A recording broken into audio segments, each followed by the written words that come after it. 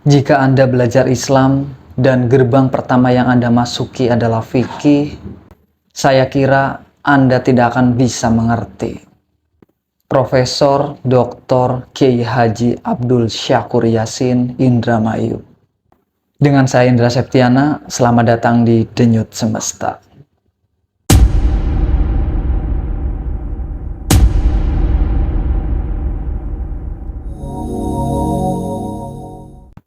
Masih banyak yang terjebak dalam agama seremoni, ritualisme. Sedangkan agama spiritual lepas. Agama sosial pun terlepas. Substansi dari Quran, mushaf, bukan ritual, tetapi supremasi hukum dan keadilan sosial. Pengertian fikih secara etimologi berasal dari lafal faqiha yafqahu fikhan, yang berarti mengerti atau paham. Sedangkan pengertian fikih secara terminologi adalah ilmu tentang hukum-hukum syara praktis. Fikih itu hasil pikiran manusia atau jatuh dari langit. Fikih itu budaya atau agama. Silahkan temukan jawabannya dari sudut Anda sendiri. Agama tanpa pengertian hanya akan menjadi identitas, bukan menjadi personalitas yang utuh. Fikih bersifat kondisional dan situasional. Dan fikih tidak lebih dari sekedar dugaan-dugaan. Karena sebuah dugaan jadi tidak pasti kebenarannya.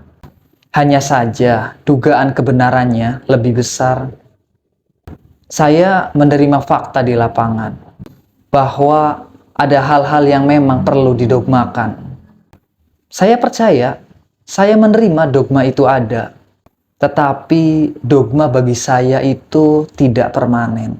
Sementara belum terjawab secara sains dan teknologi, kita simpan dogma itu pada kotaknya. Ketika dengan kemajuan teknologi mampu menjawabnya, kita ambil lagi dogma itu dari kotaknya. Buya Syakur pun menyatakan bahwa para fuqaha dahulu dalam mengkodifikasi hukum Islam itu by order penguasa, bahkan sampai sekarang.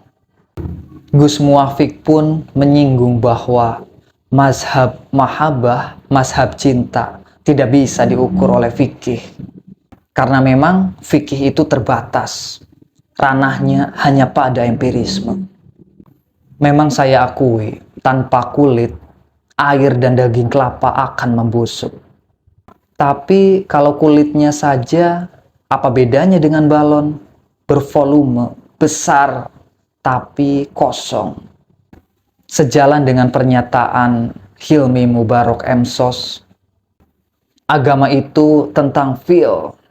Jadi agama itu tentang rasa, tentang sir, tentang getaran yang mampu menggetarkan diri, sehingga membuka mata, membuka penglihatan, untuk kita bisa menyaksikan cakrawala, untuk menjadi saksi akan hukum-hukum fisika di sekitar kita, untuk menjadi saksi akan hukum-hukum biologi di sekeliling kita, dan menjadikan diri kita bersaksi akan hukum-hukum Tuhan yang menghampar.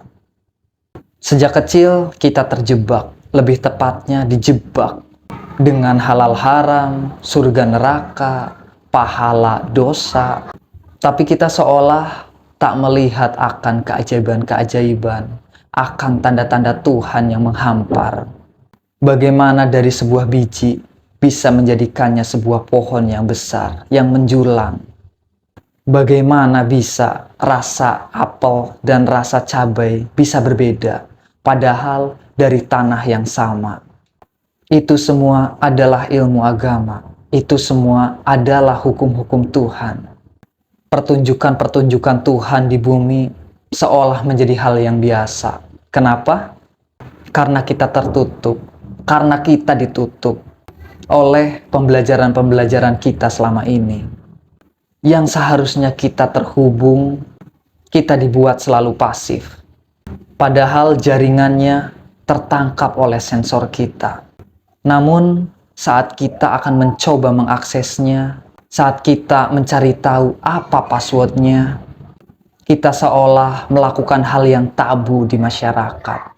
Karena memang hampir seluruh masyarakat ini tidak terhubung.